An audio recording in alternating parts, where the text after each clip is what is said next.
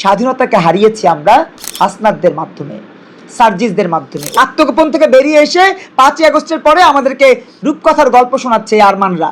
আরমান তো একটা কুলাঙ্গার, আরমান হচ্ছে বাটপার। আর বাপ দাদা 14 গোষ্ঠী ছিল যুদ্ধাপরাধী, বাংলাদেশ বিরোধী। সে আরমান এমপি হয়ে গেছে, ওই এমপি চাচ্ছে মাজারটা দখল করতে। যদি কেউ মাদকাসক্ত হয়, মাদক কেউ বিক্রি করে, আপনি তাকে আইনের আওতায় আনবেন। আইনের আওতায় আনার দায়িত্ব কার? আইনের আওতায় আনার দায়িত্ব তো তৌহিদি জনতার না।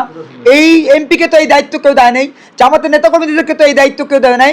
এই দায়িত্ব পুলিশ প্রশাসন দায়িত্ব যথাযথভাবে পালন করবে। এই লোকটা একজন জেনারেলি খানকা বা সুফিবাদী বা সুফিপন্থী একজন মানুষ, তার উপরে কেন হামলা করেছে? তিনি বলেছেন যে যদি কেউ মাদকাসক্ত হয় তার ব্যাপারে পদক্ষেপ নেবে কে?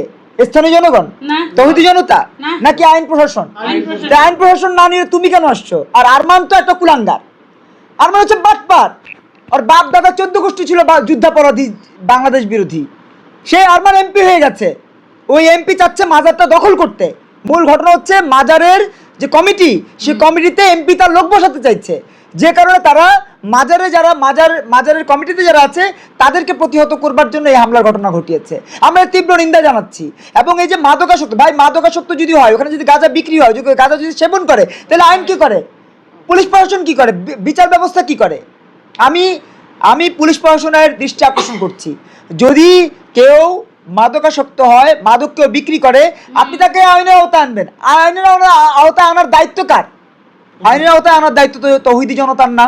এই এমপিকে তো এই দায়িত্ব কেউ দেয় নাই, জামাতের নেতাকর্মীদেরকে তো এই দায়িত্ব কেউ দেয় নাই। এই দায়িত্ব পুলিশ প্রশাসন দায়িত্ব যথাযথভাবে পালন করবে। আপনি কারো গায়ে হাত তুলতে পারেন, আমি অপরাধ করলে পুলিশ প্রশাসন আমার ব্যাপারে পদক্ষেপ নেবে, আপনি না। এই রাইটস আপনাকে দেয়নি। অতএব যে অন্যায় হয়েছে সে অন্যায়ের আমরা তীব্র নিন্দা। আরেকটা প্রশ্ন আপনারা করেছেন যে মাজারে তো হামলা হয়েছে, মাজারের গেট ভেঙেছে। আপনি যে সরজমিনে ছিলেন, দেখেন মাজারের যে গেট ভেঙেছে, সে গেট ভাঙার ছবি আমার কাছে আছে। এখন আমি যেটা বলতে চাই সেটা হচ্ছে যে যেখানে যেভাবেই হোক কেউ কারো উপরে টর্চার করতে পারবেন না, কোনো স্থাপনার উপরে টর্চার করতে পারবেন না। আমি যদি অন্যায় করি, আমার ব্যাপারে আপনি পুলিশ প্রশাসনের ব্যবস্থা করবেন, আমার উপর আপনি সেই আইনের প্রয়োগ করবেন, কিন্তু আমার উপরে আপনার শক্তির প্রয়োগ করবেন না। এটাই হচ্ছে আমাদের বাংলাদেশের সংবিধান অনুযায়ী এবং বিশ্ব মানবিক যে মূল্যবোধের সংবিধান সেই অনুযায়ী, জাতিসংঘের যেই সাংবিধানিক যে সিস্টেম, সেটা আমি বিশ্বাস করি। বাংলাদেশে স্বাধীনতার 55 বছর পরে এসে স্বাধীনতাকে হারিয়েছি আমরা হাসনাতদের মাধ্যমে, সার্জিসদের মাধ্যমে। ওই যে ওই আসনের যিনি এমপি আরমান কুলাঙ্গার, এই কুলাঙ্গারের মাধ্যমে। এই কুলাঙ্গার কি করেছে?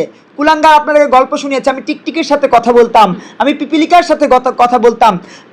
যেই লোক গল্প শোনায় সংসদে দাঁড়িয়ে, যে তিনি টিকটিকের সাথে কথা বলতেন, গল্প করতেন, তাহলে বুঝে নেন যে সে কত বড় গাদ্দার। আরে বেটা, তুই যদি গুমের শিকার হতি, শেখ হাসিনা তোকে না মেরে বাঁচিয়ে রাখতো। তোর বাবাকে তো ফাঁসিতে ঝুলিয়েছে, শেখ হাসিনা তোরে কেন ঝুলায় নেয়? তোরা তো পায় না, এটা কারণ তুই আত্মগোপনে ছিলি।